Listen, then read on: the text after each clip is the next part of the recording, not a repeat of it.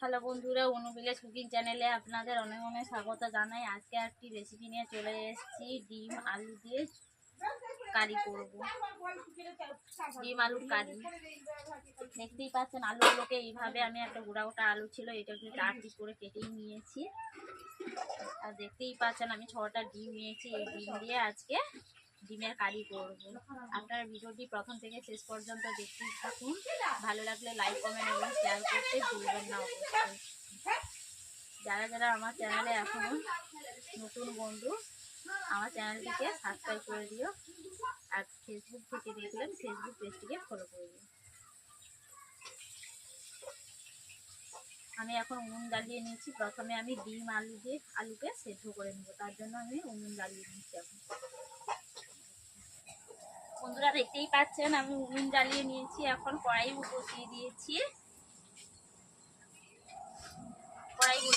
দেখতেই পাচ্ছেন বন্ধুরা।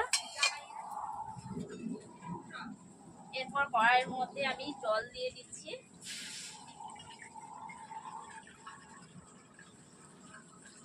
জলটাকে বেশি করে দিচ্ছি যাতে ডিমগুলো ডুবে থাকে ভালোভাবে সেদ্ধ হওয়ার জন্য। তার জন্য আমি বেশি করে জল দিচ্ছি। বন্ধুরা দেখতেই পাচ্ছেন আমি ডিমটাকে ভালো করে ধুয়ে নিচ্ছি। ধুয়ে আমি জলের মধ্যে দিয়ে দিচ্ছি। এরপরে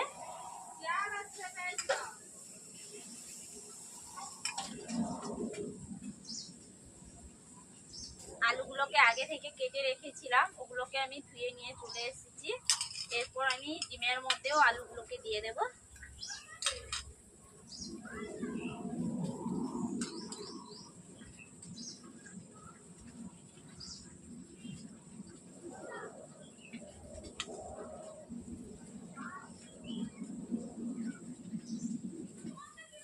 এবং অল্প করে আমি নুন দিয়ে দিচ্ছি যাতে ভালোভাবে সেদ্ধ হওয়ার জন্য। নুন দিয়ে দিচ্ছি একটু, নুনটা যাতে আলুর ভেতরে থাকে তার জন্য সেদ্ধ আমি অল্প করে নুন দিয়ে দিচ্ছি। এরপর ঢাকনা দিয়ে আমি ঢেকে দিচ্ছি। ডিমটাকে সেদ্ধ করে নেব। 7 থেকে 10 মিনিট আমি সেদ্ধ করে নেব। বন্ধুরা দেখতেই পাচ্ছেন ডিমটা এখন সেদ্ধ হচ্ছে। আমি ঢাকনা খুলে দেখে নিচ্ছি ডিমটা কেমন ভাবে সেদ্ধ হয়েছে।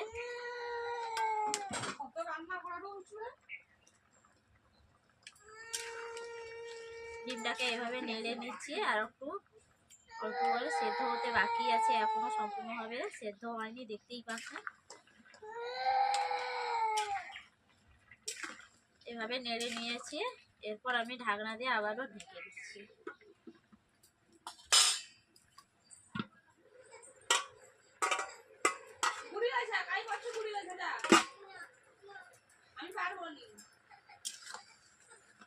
বন্ধুরা দেখতেই পাচ্ছেন আলুগুলো সেদ্ধ হয়ে গেছে। প্রথমে আমি আলুগুলোকে তুলে নিচ্ছি। এখন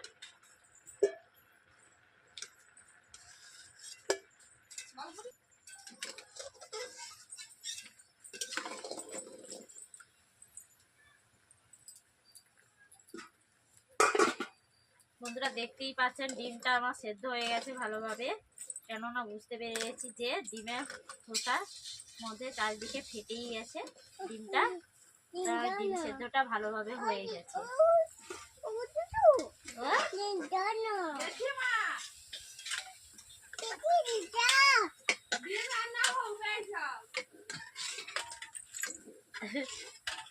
ডিম দাও না। ডিম ভাজি ভাজি সৌদি ডিম দেয়। মুটা কি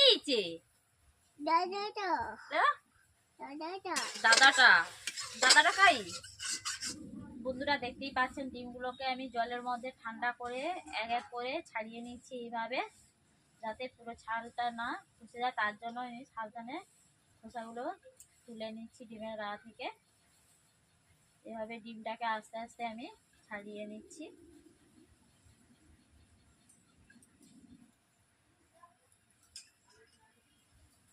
দেখতেই পাচ্ছেন বন্ধুরা আমি ডিমটাকে এইভাবে ছাড়িয়ে নিয়েছি। এক এক করে আমি সবগুলো ডিম ছাড়িয়ে নেব।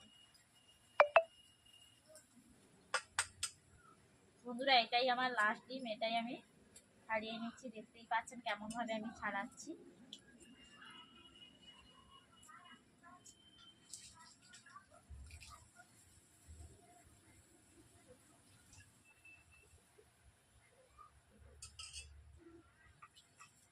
বন্ধুরা দেখতেই পাচ্ছেন আমি ডিমগুলোকে ছাড়িয়ে নিয়েছি, এই দেখতে পাচ্ছেন। বন্ধুরা দেখতেই পাচ্ছেন কড়াইতে আমি কড়াই বসিয়ে দিয়েছি, কড়াইয়ের মধ্যে আমি তেল দিয়ে দিয়েছি।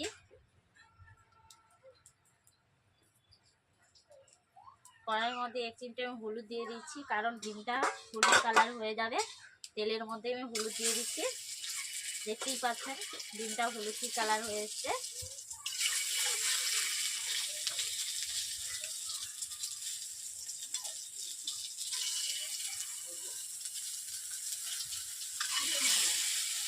এরপর আমি ডিমগুলোকে এভাবে ভেজে নিচ্ছি, চারিদিকে উল্টে পাল্টে।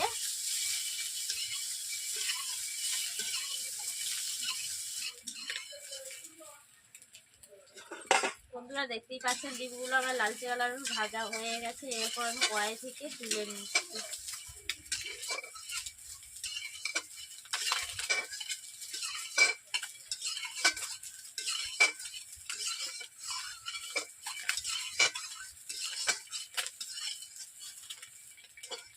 এরপর এক এক করে এইভাবে আমি কড়াই থেকে তুলে নিচ্ছি।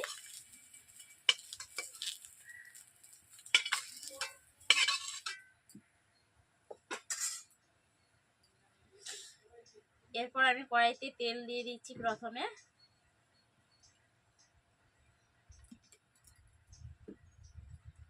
এরপর দিয়ে দিচ্ছি পেঁয়াজ কুচো, টমেটো কুচো একসঙ্গে দিয়ে দিচ্ছি। এরপর সামান্য নুন দিয়ে দিচ্ছি পেঁয়াজগুলো গলে যাওয়ার জন্য, পেঁয়াজ টমেটো।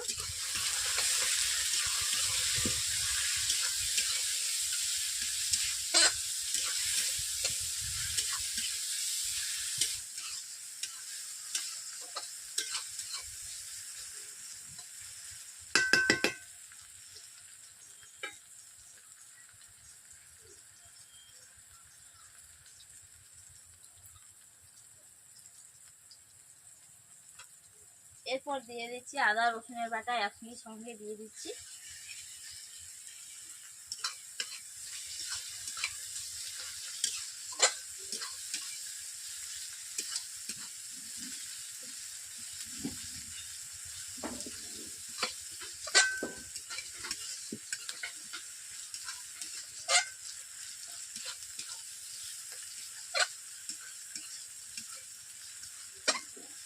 বন্ধুরা দেখতেই পাচ্ছেন আদা রসুন পেঁয়াজ একই সঙ্গে দিয়ে দিয়েছি, ভাজা ভাজা হয়ে গেছে, ব্রাউন কালার চলে এসছে। এরপর দিয়ে দেব হলুদ গুঁড়ো, লঙ্কা।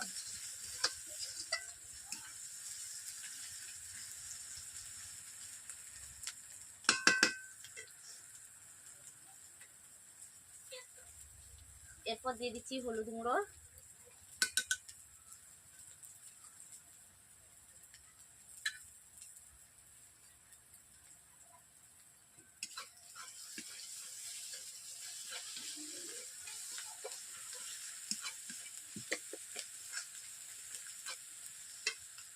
এরপর দিয়ে দিচ্ছি লঙ্কা বাটা।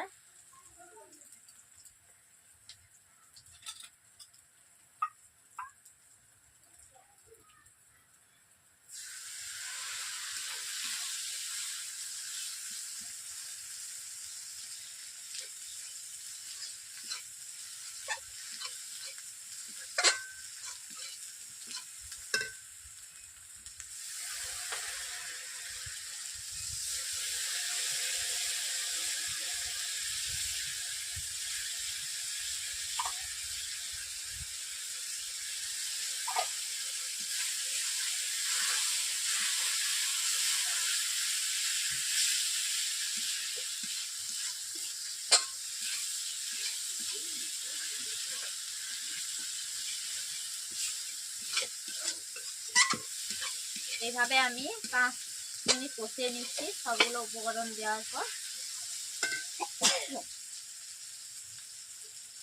এরপর দিয়ে দেবো ধনে পাতা কুচো।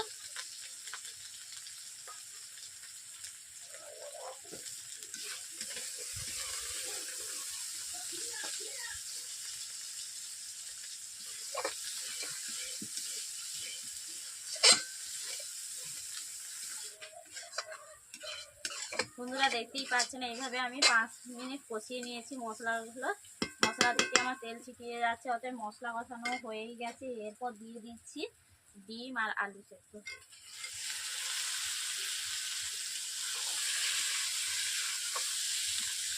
বেশি জ্বালানি লেগে যাচ্ছে, তার জন্য আমি জ্বালানটাকে অল্প করে তুলে নিচ্ছি।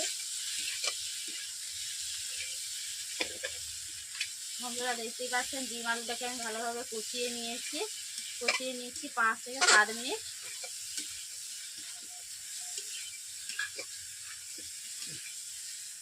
এরপর দিয়ে দিচ্ছি স্বাদ মতো নুন।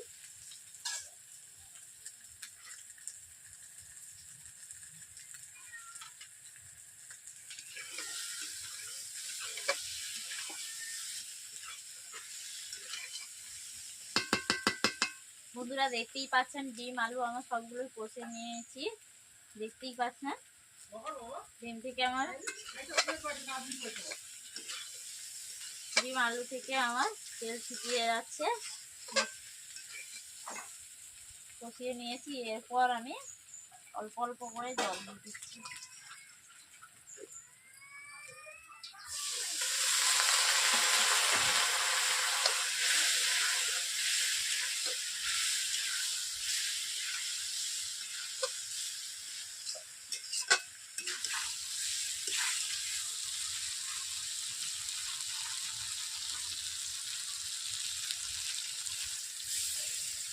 যেহেতু আগে থেকে আমি সেদ্ধ করে রেখেইছিলাম, তার জন্য আমি অল্প করে জল দিলাম, শুধু ঝোলটা ফোটানোর মাপে, ডিমের কারিটা ফোটানোর মাপে।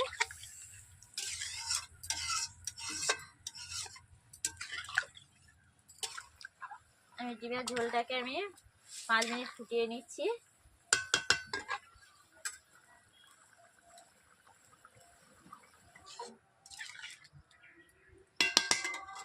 বন্ধুরা দেখতেই পাচ্ছেন ঝোলটা আমার প্রায় কমপ্লিট হয়ে গেছে। এরপর সবশেষে দিয়ে দিচ্ছি গরম মশলাকে। আমি এলাচ গরম মশলা দুটোই একসঙ্গে আমি বেটেই নিয়েছি, ওটাকে আমি লাস্টেই দিয়ে দিলাম।